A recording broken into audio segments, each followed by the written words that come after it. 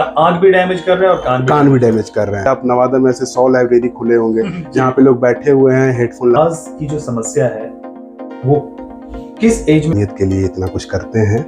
और हम आपको पैदा हुआ 100 मिनट के अंदर आप उसका आके टेस्ट करवा सकते हैं। आप ये मोबाइल और ये ब्लूटूथ ये सब चीजें जो है लोग में आपको 3 लोग जरूर चश्मा लगाए दिख जाएंगे। आजकल लाइब्रेरी का एक प्रचलन चल चुका है। लाइब्रेरी खाली टाइम में रील्स देखना, इंस्टा फेसबुक यही करते हैं। कान की जो समस्या है वो अभी फिलहाल वेलकम टू माय चैनल। आप देख रहे हैं हमारा पेज वसीम भाई आजाद और मैं आपका दोस्त मोहम्मद वसीम अकरम। आज मैं जिनसे आपकी मुलाकात कर रहा हूं वो नवादा के जाने माने ऑडियोलॉजिस्ट डॉक्टर अजीत शंकर हैं। और आइए हम बात करते हैं डॉक्टर अजीत शंकर से और जानते हैं कान से रिलेटेड कुछ हियरिंग लॉस के बारे में।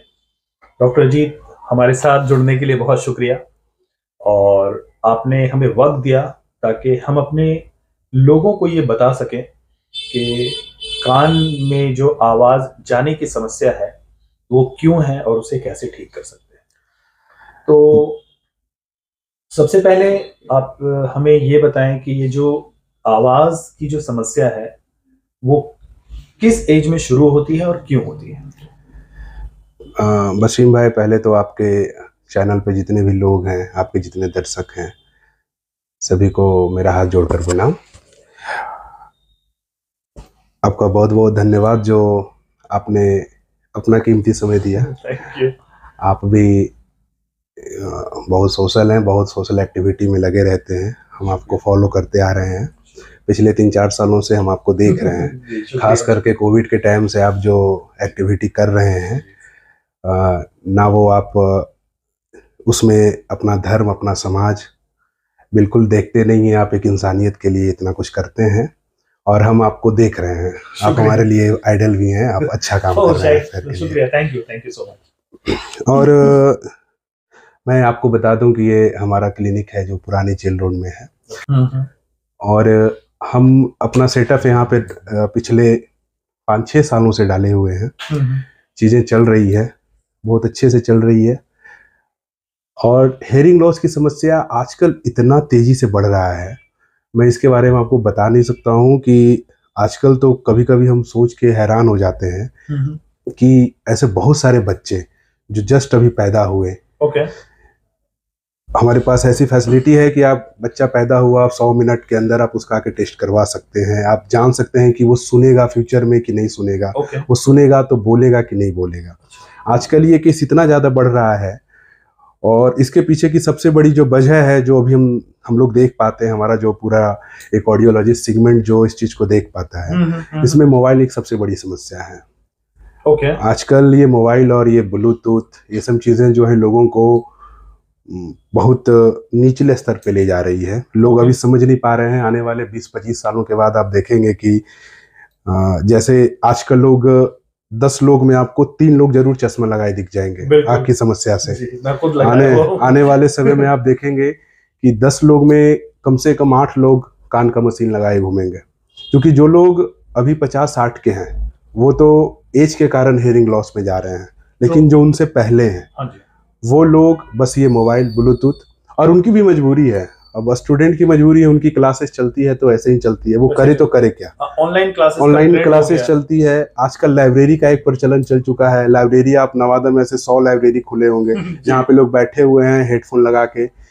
लोगों को खाली टाइम में रील्स देखना, इंस्टा फेसबुक यही करते रहते हैं। तो आंख भी डैमेज कर रहे हैं और कान भी डैमेज कर रहे हैं। कान की जो समस्या है वो अभी फिलहाल लोग आ रहे हैं।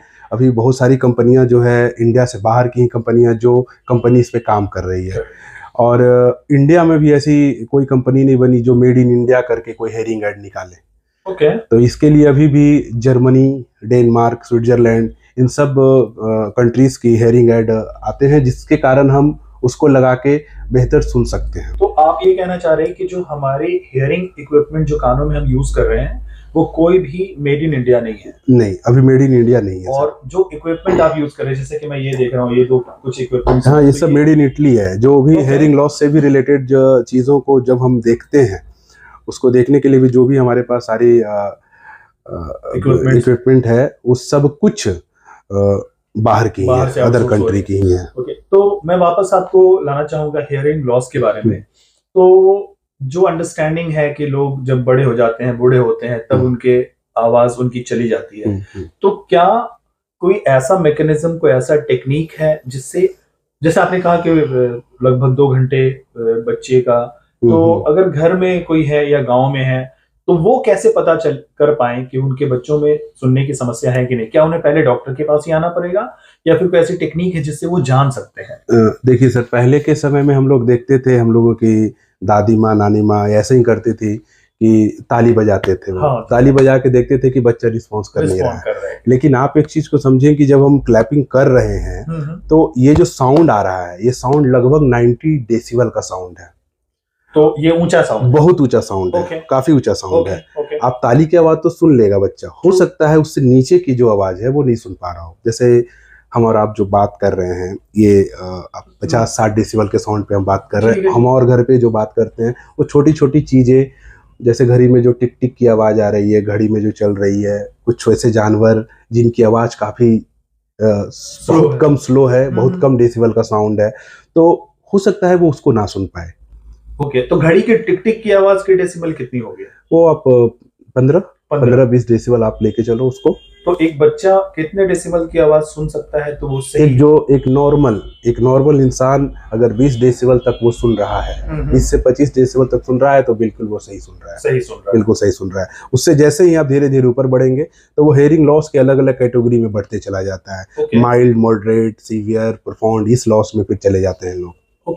तो सर आप ये भी बताओ कि हेयरिंग लॉस जो है क्या बाय बर्थ भी होता है या फिर एक एज ग्रुप के बाद वो धीरे धीरे वो चला जाता है, जैसे कान की एज बढ़ती है? बिल्कुल। और अगर वो लॉस होता है तो क्या मैं उस लॉस को रिकवर कर सकता हूँ या नहीं कर? बिल्कुल, मैं आपको एक चीज बता दूं सर कि आप ये चीज जान लो कि बाय बर्थ भी होता है। आजकल इतनी तरह का पॉल्यूशन है, खान पान में लोगों को एक्सरसाइज से दूर होते जा रहे हैं, योगा से दूर होते जा रहे हैं। तो जब बच्चा पेट में होता है तो उनकी माँ ज़्यादा रिलैक्स रहना पसंद करती है, कुछ ही तरह का एक्टिविटी, फिजिकल एक्टिविटी, एक्सरसाइज, ये सब चीज़ें करना बिल्कुल कम करती है। और ऐसे ऐसे मेडिसिन भी कुछ आ रहे हैं। लोग अभी न्यूक्लियर फैमिली में रहना ज़्यादा पसंद कर रहे हैं। तो आप वहाँ पे, आपका सहारा एक मोबाइल है, मोबाइल में आप लेके रह रहे हैं, तो बच्चा उस केस में क्या है कि वो देख नहीं रहा है, वो पेट के अंदर है, लेकिन वो आप उनकी माँ जो एक्टिविटी कर रही है उसको वो जरूर वो कैच कर रहा है, वही ग्रास्प कर रहा है माँ के पेट से ही कर रहा है। तो वो अगर वैसा कुछ भी हो रहा है तो वो बच्चा क्या हो रहा है आज के समय में कि हेयरिंग लॉस से रिलेटेड प्रॉब्लम ज्यादा झेल रहा है। और ये सर मैं बता दूं आपको कि पटना एम्स में इसका बहुत अच्छा एक डिपार्टमेंट है, काफी अच्छा काम कर रहा है, बहुत अच्छा काम कर रहा है। गवर्नमेंट के द्वारा ये बिल्कुल फ्री ऑफ कॉस्ट है। कॉकलियर इम्प्लांट करके बच्चे को फिर से सुनाया जा सकता है। नवादा में बहुत लोग ऐसे हैं जो कि कॉकलियर इम्प्लांट करवाए हुए हैं। बच्चा पैदा हुआ और 1 महीने बाद या 2 घंटे बाद या 5 घंटे बाद वो चाहे, तो ये कितना महंगा टेस्ट है जिसकी वजह से लोग इसे नहीं करा पा रहे हैं या जागरूकता नहीं है? बस जागरूकता नहीं है सर। बच्चे के लिए तो लोग जान देने के लिए तैयार रहते हैं, शरीर का खून देने के लिए तैयार रहते हैं। आप समझिए चीजों को। तो ये टेस्ट महंगा नहीं है, ये टेस्ट बस लोगों को जानकारी नहीं है। लोग आज के डेट में जो माताएं होती है जिनके पेट में बच्चा पल रहा है या जिनका बच्चा 1-2 साल का है, वो लोग गूगल पे हर चीज देखना पसंद करेंगे, लेकिन हमारा बच्चा समय पे बोले कैसे, समय पे सीखे कैसे, वो चीज 100 में से 10 लोग ही इसको देख पाते हैं। वीडियोस नहीं देखना चाहते हैं, उसी में सब कुछ है और उसको वो पसंद नहीं करते हैं। अगर वो टेस्ट का मतलब कुछ नहीं है सर, आप 500-600 रुपए में ये टेस्ट करवा सकते हैं और ये हमारे शहर में उपलब्ध है। जैसे हम लोग जरा बराबर देखते हैं कि जरा सा फीवर आया, चलो एक टेस्ट करवाते हैं, हमारा प्लेटलेट डाउन तो नहीं हो गया, आजकल जो चल रहा है तुरंत करवाते हैं। लेकिन आप सुन रहे हैं, आप ऊंचा सुन रहे हैं, उसके लिए आप निश्चिंत हैं। अब उम्र आएगा तो ऊंचा सुनता ही, लेकिन उम्र पे ऊंचा सुनते हैं। आज के डेट में लोग, बहुत कम उम्र के बच्चे भी हेयरिंग लॉस से जूझ रहे हैं। बिल्कुल, अक्सर कई बार क्या होता है ना कि हमारे घरों में लोग कान की सफाई करते हैं ईयरबड से, कुछ लोग कान में तेल डाल देते हैं, कुछ लोग ईयर ड्रॉप डालते हैं। तो मुझे ये बताएं कि जो ईयरबड से कान की सफाई करना कितना सही है और या फिर कानों में तेल डालना कितना सही है, कितना रिस्की है, क्योंकि ये प्रैक्टिसेस मुझे लगता है कि अक्सर घरों में होता है।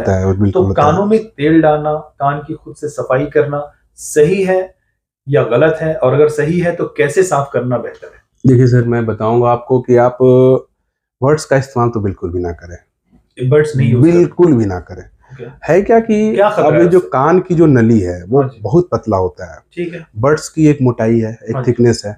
जब आप उसको कान में डालेंगे तो जो भी गंदा होगा किनारे में वो खींच के वो अंदर की तरफ ले जाएगा, पुश करेगा, वो अंदर आपको ईयर ड्रम के पास लेके चला जाएगा, और वो धीरे धीरे करके साबुन का पानी, शैम्पू का पानी कान के अंदर जाएगा। पॉल्यूशन जो हम लोग रोड पे चलते हैं, धूल धुलकन जाएगा, वो जाके उस पर बैठते चला जाएगा।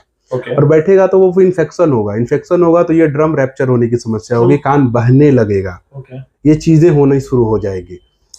आप कोई भी चीज को साफ करें तो आप समझिए चीजों को बगैर डॉक्टर की सलाह के साफ ना करें। रही बात तेल की, तो सर ना तो पहले जैसा तेल रहा, ना तो पहले जैसा कान रहा, ये दोनों चीजें बिल्कुल अलग हो चुका है। ईयर ड्रॉप डालना सही है? ईयर ड्रॉप डालना है, लेकिन बगैर डॉक्टर की सलाह से नहीं। आप डॉक्टर से सलाह ले लें, ठीक है। आप सोचेंगे कि हम किसी प्राइवेट क्लिनिक में जाएंगे, हमारा 200-300 फी लग जाएगा, और एक नॉर्मल सरकारी अस्पताल चले जाएं, हाँ, कहीं भी चले जाएं, गवर्नमेंट हॉस्पिटल चले जाएं, प्राथमिक स्वास्थ्य केंद्र चले जाएं, जहाँ पे आपको 5 रुपया में काम हो जाए। कम से कम वो देख तो लेगा आपका कि आपके कान में प्रॉब्लम क्या है, वो देख तो ले।